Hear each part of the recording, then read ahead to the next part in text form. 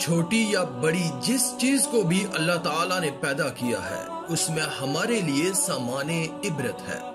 اللہ تعالیٰ نے اسے کیوں پیدا کیا، اس کے پس پردہ کیا حکمت تھی، اس کا اندازہ اس آیت کریمہ سے لگائیں گے، جس کا ترجمہ ہے کہ اللہ ہی کو اپنے لشکر کا بخوبی علم ہے۔ انسان ہر حال میں اللہ کی عظمت اور اس کی حکمت کا ادراک کر کے اپنے ایمان کو مضبوط کرنے کا پابند ہے۔ یہ اللہ کی حکمت کا احاطہ نہیں کر سکتے اور ہمارے علم کی رسائی وہاں تک نہیں ہو سکتی۔ اللہ تعالیٰ نے ارشاد فرمایا کہ تمہیں تو تھوڑا سا علم دیا گیا ہے۔ دوستو، ابراہیم علیہ السلام کے زمانے کا نمرود بادشاہ جس نے رب ہونے کا دعویٰ کیا تھا، اللہ پاک نے دین کا پیغام پہنچانے کے لیے اس ظالم بادشاہ کے پاس ایک نیک صفت بادشاہ کو بھیجا۔ اس ظالم بادشاہ نے قبول حق سے انکار کر دیا۔ دوسری مرتبہ پھر تیسری مرتبہ اس نے ایمان کی دعوت دی، لیکن وہ منکر رہا۔ اس نے کہا کہ اپنے لشکر کو جمع کرو، میں بھی اپنے لشکر کو جمع کرتا ہوں۔ نمرود نے اپنے لشکر کو جمع کیا تو اللہ تعالیٰ نے ان پر مچھروں کا دروازہ کھول دیا۔ مچھر ان پر عذاب کی شکل میں مسلط کر دیا گیا، جو ان کا گوشت کھانے لگا اور خون پینے لگا۔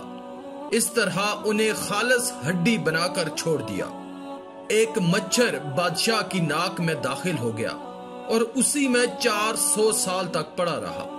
اس کے سر کو جوتے سے پیٹا جاتا تھا اور آخرکار وہ ہلاک اور برباد ہو گیا۔ آپ خود اندازہ لگائیں کہ اپنے وقت کا ایک بادشاہ جو خدائی کا دعویٰ کرتا ہے اور مرتا کیسے ہے، ایک مچھر سے۔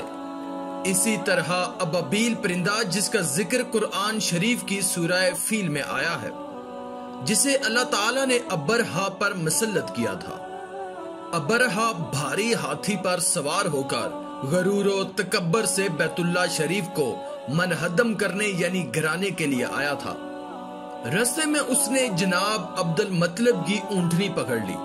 جب عبد المطلب اس کے پاس اونٹ کی رہائی کے لیے پہنچے تو ابرہا نے ان کو گھٹیا سمجھتے ہوئے کہا کہ میں ایسے گھر کو نیست و نابود کرنے آیا ہوں جس میں تیری عزت اور تیری قوم کی سربلندی ہے، اور تو میرے پاس اپنا اونٹ لینے پہنچ گیا۔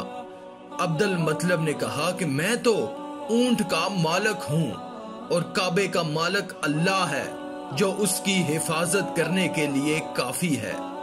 ابرہا نے اپنی فوج کو حرکت دی اور وہ ایک بہت بڑے ہاتھی پر بیٹھا ہوا تھا۔ اللہ نے سرکش جماعت پر چھوٹے چھوٹے پرندوں کی شکل میں اپنا لشکر مسلط کر دیا، جو سمندر کی طرف سے آیا اور ان پر کنکریاں پھینکنے لگا، جو انہیں کھائے ہوئے بھوس کی مانند کر دیا۔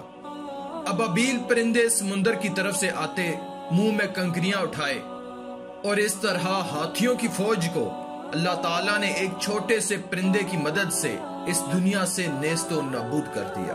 اللہ تعالیٰ ہم کو بھی غرور اور تکبر سے نجات عطا فرمائے، آمین۔